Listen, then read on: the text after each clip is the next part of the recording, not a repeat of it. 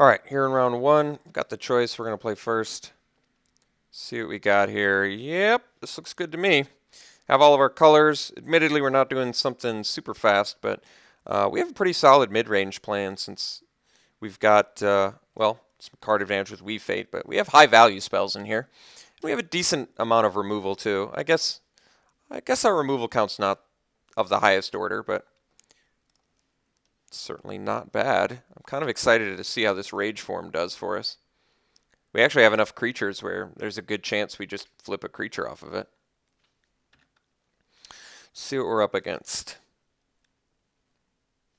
All right, possibly Teamer. Pass some good Teamer cards. Weapon Master is a good draw, especially since we can go Weapon Master into Rage form into Surveyor. All right, Leaping Master would have been better last turn, but I'm not going to be too upset about that. I could actually play the... I'm trying to think. If I play the Leaping Master here and he plays a Morph, I'd much rather trade my Leaping Master than my Weapon Master. That being said, it makes better use of our mana to do... I think I'm still going to do Leaping Master. I'd rather trade a Leaping Master with a Morph or at least comfortably attack into a Morph with my Leaping Master. Also, if he has removal, I'd rather him use it on my Leaping Master than my Weapon Master. I guess he's not motivated to use it on my Leaping Master, and he will be motivated to use it on my Rage form. So this could come back to backfire a little bit on me, but I'd like to be able to comfortably attack into a Morph this turn. Alright, well, it looks like I wouldn't be able to attack either way, so not a huge deal. Anyway, slice it. Okay, so I could play a Swiftwater Cliffs, but I think I'd actually like to play my Rage form here since I can potentially unmanifest fest it the next turn, and it looks like we will be able to. Admittedly, not the ideal one, but that's okay. Card I would much rather raid, but currently it's not like the raid would deal with this Hooded Assassin.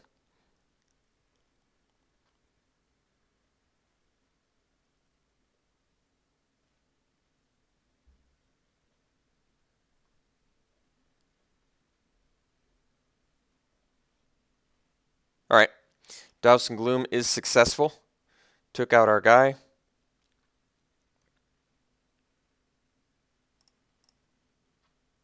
Alright, attacking into our Leaping Master too, which I'm certainly happy and comfortable with. He does have more life than us currently, but I think we can flip that soon enough. So I guess we want to morph our Weapon Master now. I could hard cast it next turn and just weave Fate now, but the true strength of Weapon Master lies in the surprise, I think. But I guess I could weave Fate. I mean, Black's got all the good removal at common. He's got Douse and Gloom capability and debilitating injury. I certainly don't want to lose a Weapon Master to that. You know what?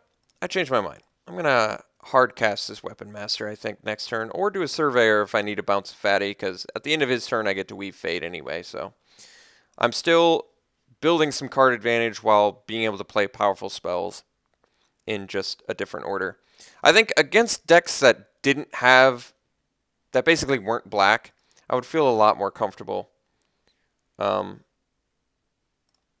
feel a lot more comfortable morphing out a Weapon Master there, but considering I can hard cast, and it looks like he likely has a nice removal spell waiting for me. Maybe not, but we'll find out. Ooh, I wish I didn't have 2 tap lands here. Let's just get in with the Leaping Master.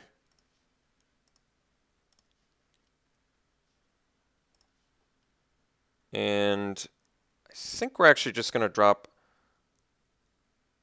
I guess, the Crag, and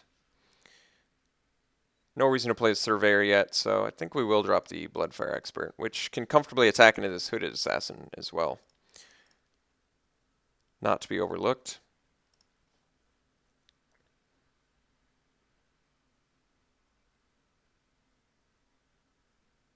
Alright, he's up to 6 lands.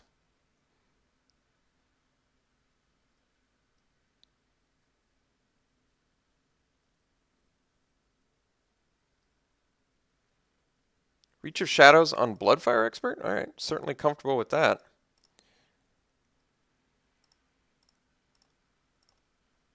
One land. This seems like a good opportunity to play the Weapon Master, so I will do that. We get in for a lot of damage and not have to worry about the repercussions. And at this point, if he kills the Weapon Master, it will have already done its job, so it really doesn't matter. Getting in for 5 here is super relevant.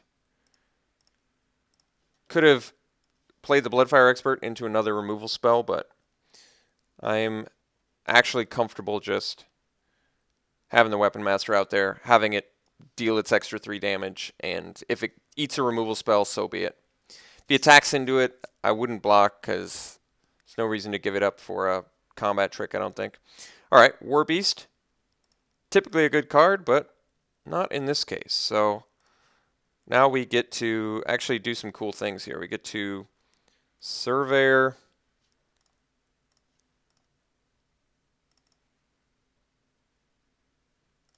bounce the War Beast, and we're actually going to Leaping Master fly and swing in here. Even though I could play the Bloodfire Expert, I don't think it's going to do anything super important to us. A little bit surprised he's taking it, but certainly happy about it. So we have a decent air team now. We'll have a Bloodfire Expert at some point. If he's just going to replay the 7-drop, I think we're in okay shape.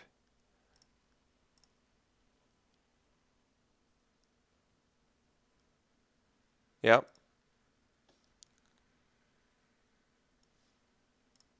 You will get to potentially manifest if I have to block it, but for now I'm not overly concerned about that. So I think with 9 mana we can actually... Yeah. Can do everything this turn.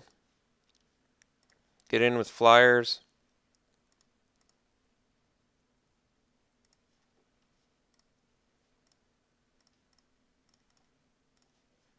Drop 2 more. Yes, we're walking into a death frenzy. I understand. It's certainly bad for us, but we'll see if he's got it.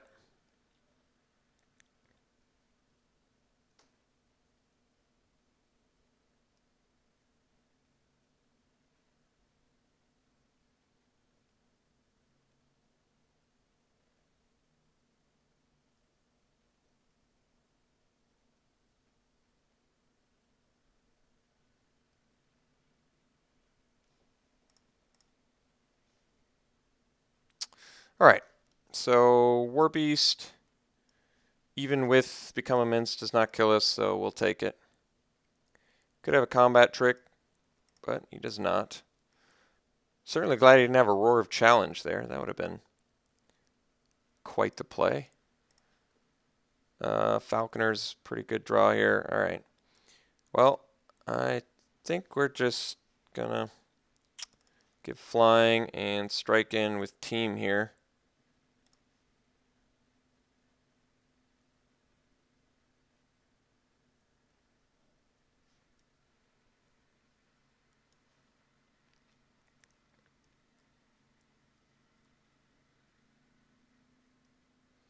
Icy Blast would be pretty brutal.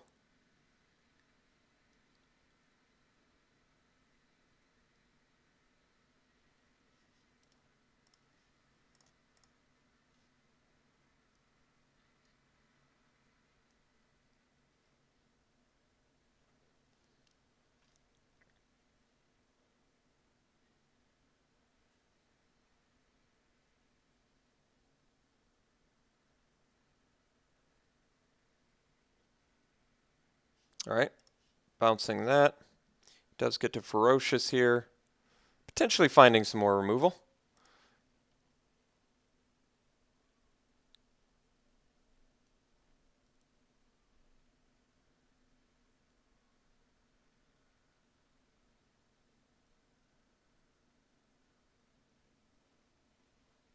Whisk away that. You got it.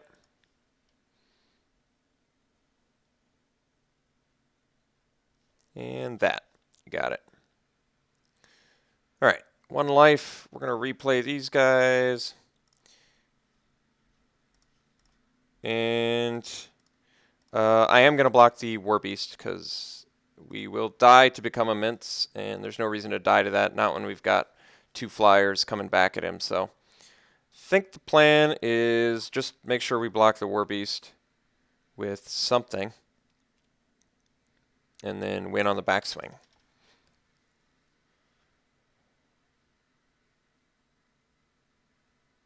Guess I'd rather just do the Bloodfire Expert. If he has Awaken the Bear, he can only deal 8 to us, which is not lethal. I guess I can ditch the Falconer. Maybe it is better to ditch the Falconer. All right. He's not making us. So we're playing against Sultide. Didn't see any Delve, but he's got good removal. Whisk Away, Force Away, Reach Shadows, Douse and Gloom, and then big threats. So we've got to come up with some solutions here. We didn't get any... Well, collateral damage should be pretty fantastic. Valley Dasher actually seems pretty good against him, but then again, he's got the 2/3, so maybe not. Are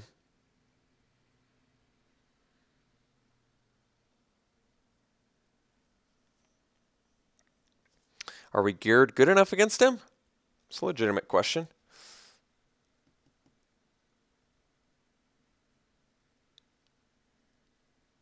Don't have a ton of ways to deal with his 6/6. Can act it, can surveyor it. That's about it. Potentially Warflame or Warflare for a good trick. Well, with his removal, I mean, cancel would be a decent option, but it's color intensive and not in the right way. Although I do have 7 sources, you know, I might be able to make a cancel work in here now that I think about it. 7 sources of blue is certainly enough where I could hope to have double blue at the point I needed a cancel, like say for a 7-drop. Yeah, I might actually try and bring that cancel in. Let me think what I bring it in for. Defiant Strike seems like a quick and dirty, easy one. Because it's just sort of it's an awesome card with prowess, but it's kind of take it or leave it in this match. All right, I'm going to trade a Defiant Strike for a cancel. I feel like cancel could be of some good use to us with his removal. That's more expensive than cancel, and his 7-drop, which is certainly a good mid to late game play for him. All right, let's do cancel. Try it again.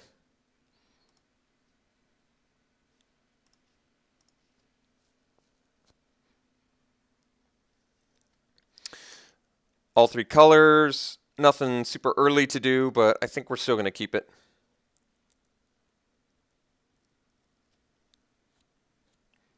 Ward Scale Dragon should be nice for us. Although his removal isn't the kind that you cast when they're well, actually it stops Whisk Away. That's a good one, actually. Good out to Whisk Away. Good out to Kill Shot too, but my opponent's not quite in those colors. Leaping Master. Well, that's honestly one of the best 2-drops or cards we could have asked for here, since it makes our curve much better. Let's see if our opponent has a 2-drop. He does. No, he's got a Typhoid Rats. All right. Not a 2-drop. And an Embodiment of Spring. All right. Makes our Leaping Master play slightly worse, but that's okay. Certainly not preventing us from playing it here. So I guess likely playing the Tranquil Cove next turn to set up for a Lotus Path Djinn on turn 4, but I guess I don't have to do that. Wind Scout, you got it. 3 cards left in our opponent's hand. I don't think I'm going to trade for a Typhoid Rats here. Canyon Lurkers is kind of appealing. So is that Lotus Path Djinn, though, I gotta say.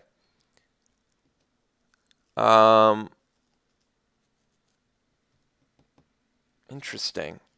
Kind of in a tricky spot here, actually. I can play Canyon Lurkers now, but I need an untapped land to be able to attack with it. He might just leave the Typhoid Rats back for that reason. I can also play Mountain and pass, and then I can actually give Flight to Leaping Master to block the Wind Scout. But then I can't really do anything with my Lurkers so much. Playing the Tranquil Cove here seems pretty awkward, but it lets me trade with... I think because I'm running 18 lands, I'm just going to play the Lurkers. And we'll see if he either kills it or kills my Leaping Master.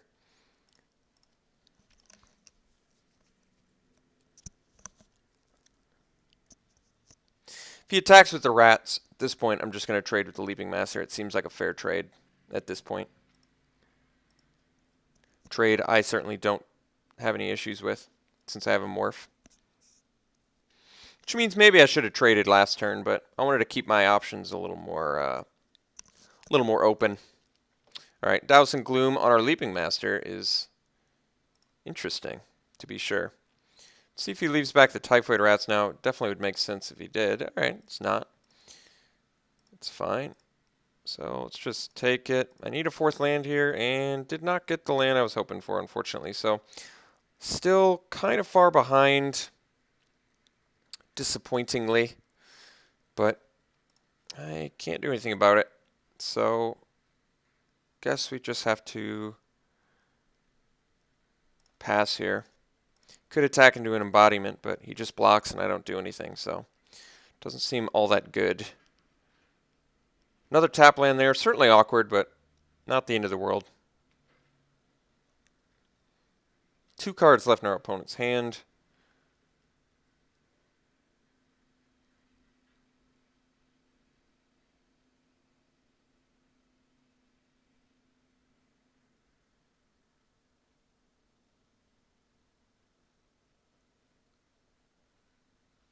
Bit of Revelation. All right, well, it's going to be some more cards in his hand now.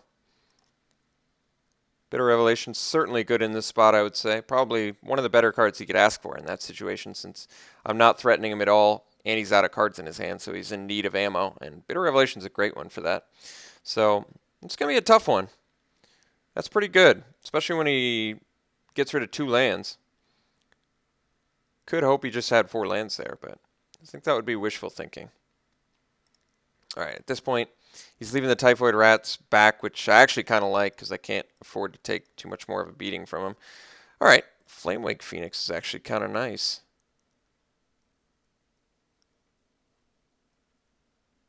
I think we do Windscarred Crag and Phoenix and pass. And that way I can bring the Phoenix back if he removes it. Yeah, I kind of like that, actually. We'll do Phoenix and pass. And next turn, wait, has to attack each turn if able? I probably should have read that. There's me in a new format in a nutshell.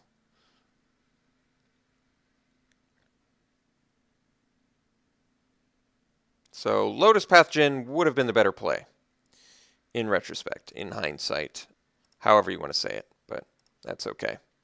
Botched that one a little bit.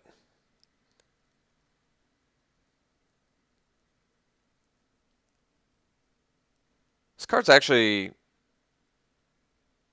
not that great, I don't think.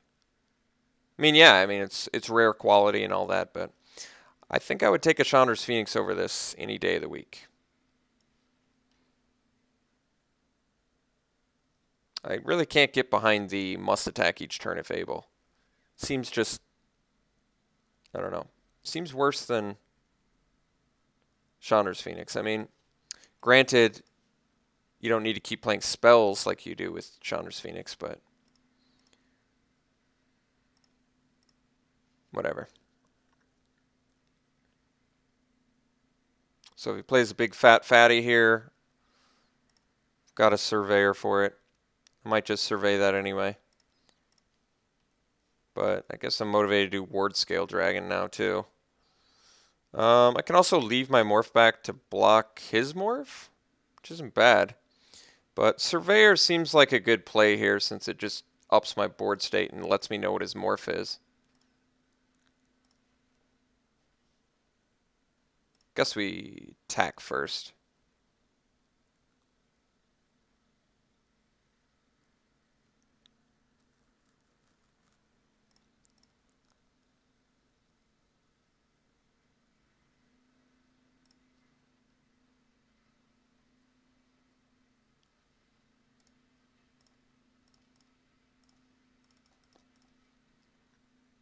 Does have cancel mana up. Alright. Good tempo. See what that morph is. Still definitely curious. Revealing Mystic of the Hidden Way. Well, another offensive card.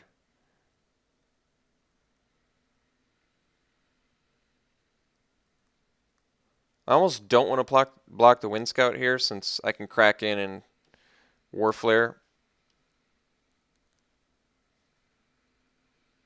And at this point, I kind of need to race, I'm guessing.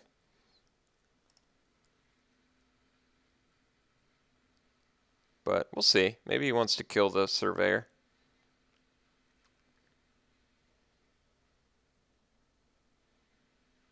Certainly wouldn't mind if he did. Like Reach of Shadows or something.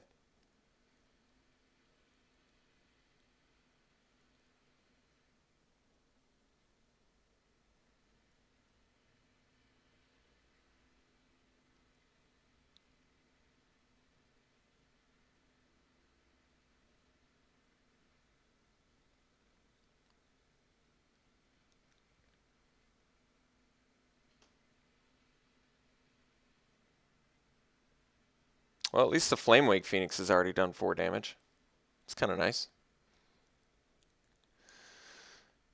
Maybe I do block with the Surveyor. I don't know. I'm kind of having a tough time here now. Because the War Flare is going to be better if I keep my Surveyor.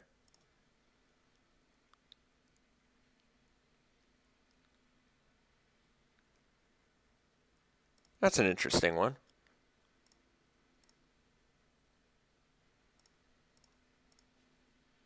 Bloodfire Expert. Alright. So I can swing with Team. That would let him crack back, though, for 3, 5, 6, possibly 7 if he prowesses, which is admittedly quite a bit. But getting in here and War Flaring seems pretty powerful. Guess we swing Team. He can also use Embodiment, something to keep in mind, but I don't know. Untapping here seems all good too. Let's go for the War Flare here. Well, depending on how he blocks. If he doesn't block at all, then I probably don't War Flare.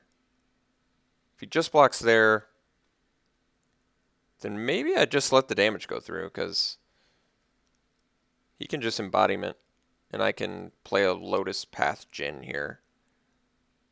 Or actually the Ward Scale Dragon, I guess. Let's do the dragon play instead.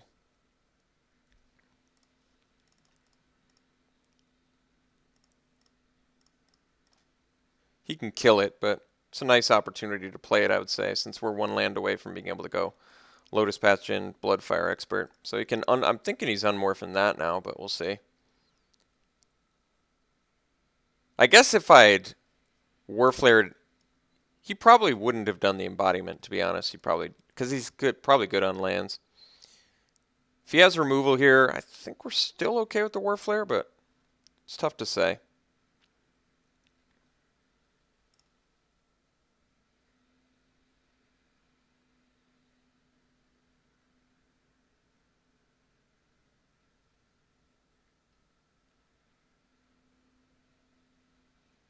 Alright, did have Murderous Cut, which is unfortunate, but kind of expected. So he's going to get in for 7, which is admittedly quite a bit of damage. Not exactly what I can afford to take at the moment. But we've got the War Flare play now, which is decent. Last card is... Oh, well, I guess that's going to be Death then, but not much we can do about the last card, Increment of Growth. That was just a really good card for him to have. So, unfortunate ending. Certainly disappointed about it, but he had good cards. He drew well. The Bitter Revelation could not have come at a more ideal time for him. So, unfortunate ending, but not out of the realm of expected circumstances. So, cancel would have been good there, huh? I guess if I'd War Flared, I'd still be alive. But I certainly wouldn't be in great shape. Anything I want to bring back? No, I think we're geared fine. Just need to, I guess, draw better. Draw better than our opponent. That's what we're trying to do. we'll play first. Ghostfire Blade with some creatures in all 3 colors certainly seems good to me. Now, I could play the Ghostfire Blade first turn, but considering it triggers prowess, I may want to do it on turn 4, which is a pretty good turn 4 play, actually. Turn 4, Ghostfire Blade, prowess, equip. But then again, also, I might just play it next turn now that I think about it, because turn 4 I may want to Outlast plus equip Ghostfire Blade. That might actually be a better play now that I think about it. Alright, Weapon Master. Yeah, I think we're just going to play the Blade. Because now we can do Weapon Master, equip plus Bloodfire Expert on turn 4, which is pretty good play. He can also Douse in Gloom, though.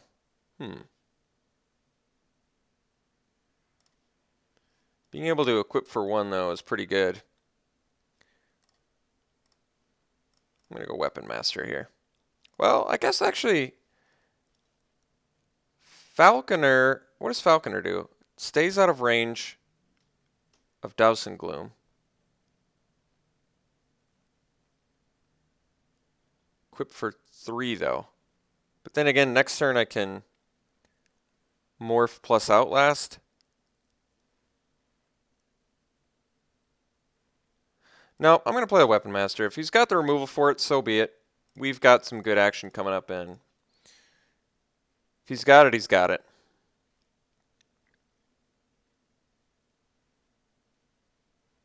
Alright, he did not have it, which is pretty excellent for us, actually. Because I think if he had it, he'd certainly want to play it there. Alright, don't have our second red source for Rage Form, which is a bit awkward, but we're still in pretty good shape here. So we get in for our 4 damage.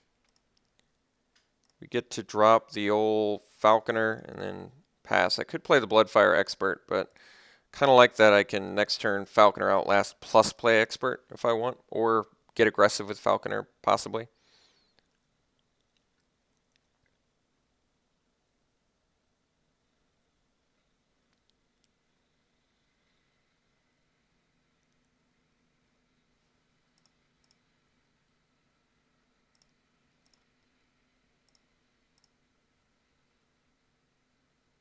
Four drop is no 4-drop. All right, so possibly removal we're going to have to deal with, but cross that when we have to. I feel as though we get in here because I can unmorph and do just tons of damage. So let's see if he's got removal.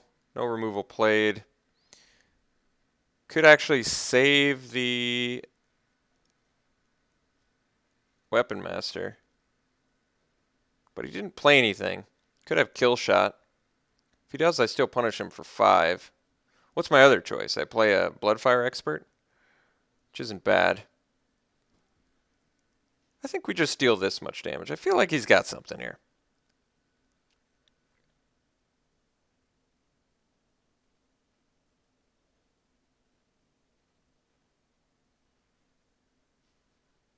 So I could unmorph, deal 5. Try to think what that does. Makes it so I can't play the Bloodfire Expert. So I do 3 less damage, and I don't get a Bloodfire Expert. No, I think I play the Bloodfire Expert here. So we'll let that happen.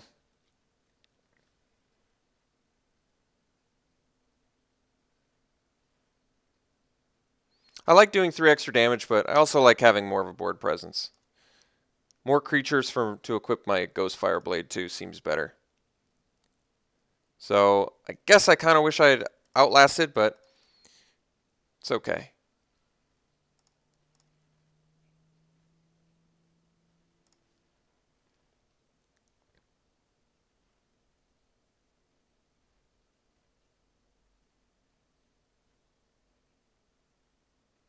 I mean, a big problem I'm running into now is I kind of need 6 lands.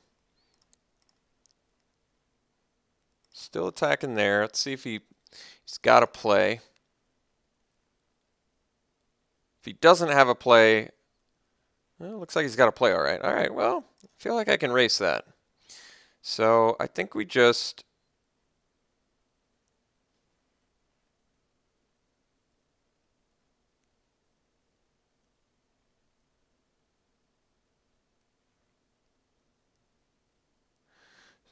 I can swing expert. I can swing both. I can also swing expert, play weapon master, equip weapon master, outlast. That's pretty good too. Let's swing. Let's do that plan.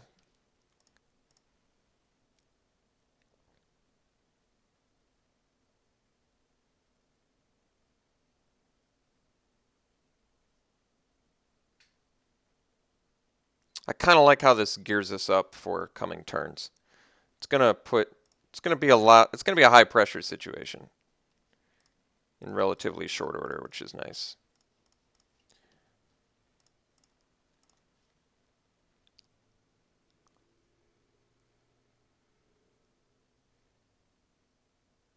I mean, now his removal is still good, but slightly less relevant, especially if he lets us unmorph. He does know what it is. I don't feel like he's in a great racing situation here either. I mean, we're threatening minimum 13 damage that he knows about. So he at least has to play a removal spell if he's going to attack with both. All right, he's leaving back the Wind Scout now, which is interesting. Just getting in with the Mystic. Let's see what his follow-up play is. No follow-up play. Interesting. All right, Weave Fate. Not bad. Guess that we get in with Team here. See what he does.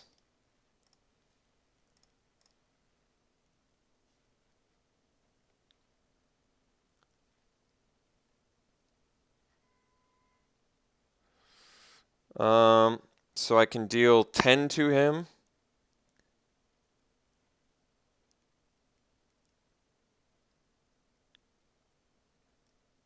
What does Weave Fate do for me?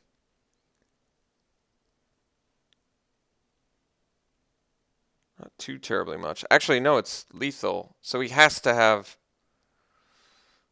removal here. Because if I unmorph, this gets a bonus 2 power again. So it becomes 6 power plus 6. Yeah, it's lethal. So he's got to have removal because he even knows this is a weapon master, which makes me not want to unmorph my weapon master.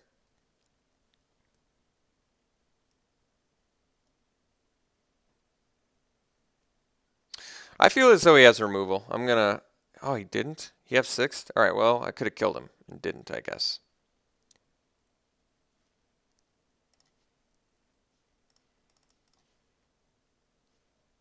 See if that ends up costing me anything.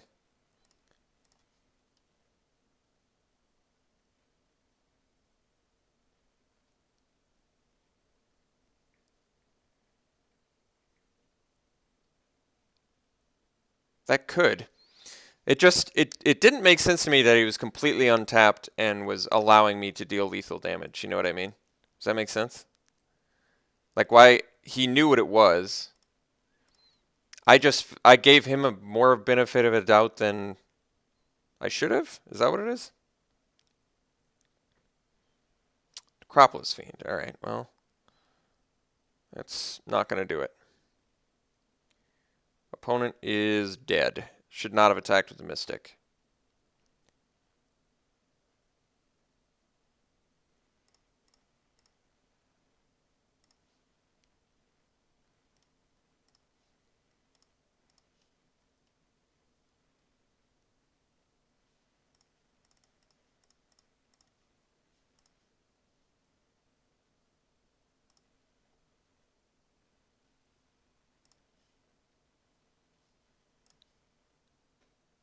All right. So got the match. I guess I should have done it a turn earlier, but I did give my opponent the benefit of the doubt that he was attacking with Mystic. He left back the dude. Really felt like he had some sort of removal, but I guess he did not. All right. We'll see you in round 2.